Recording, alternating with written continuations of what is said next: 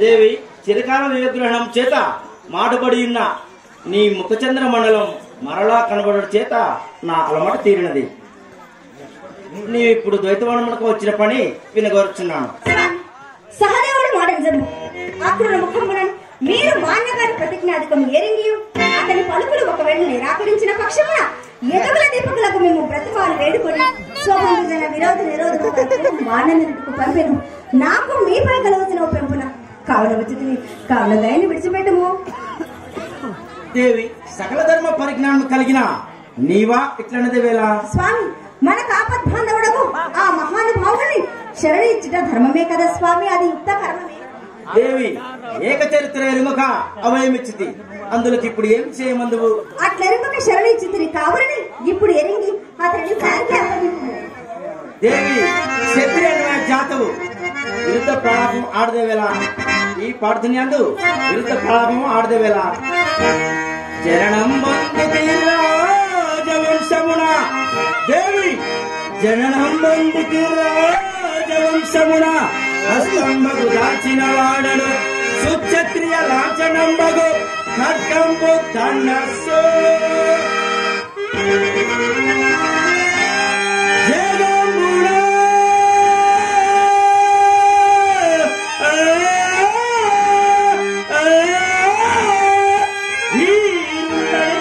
పేరు పడితే శంభుని గెలిచి మెప్పించుతి అడు పంచల్లనే ఇట్టి కాని పనికి నన్ను విచారింపగా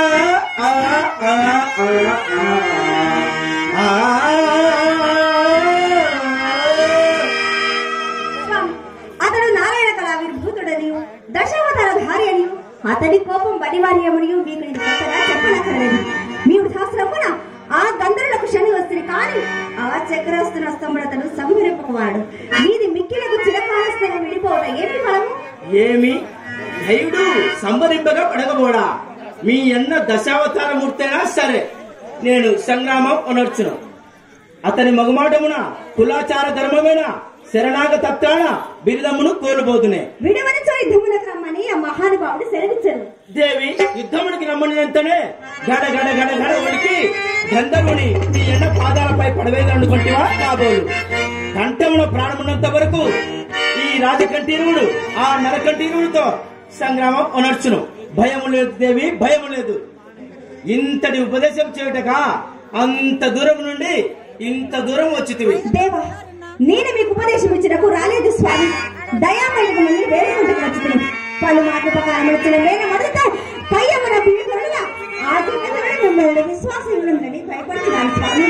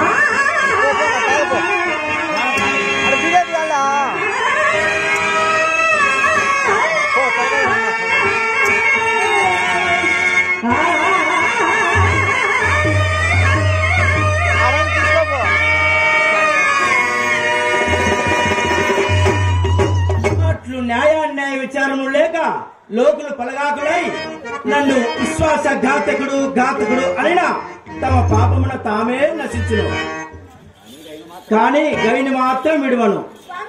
ఈ పాట విషయం మీ అర్థం నా మాట మన్నిపోకూడదా స్వామి? నేను మరేంద్రుని ఇల్లానికి ఆ మాత్రము చదువు చెల్లదా స్వామి? ఆ మాత్రము చదువు చెల్లదా?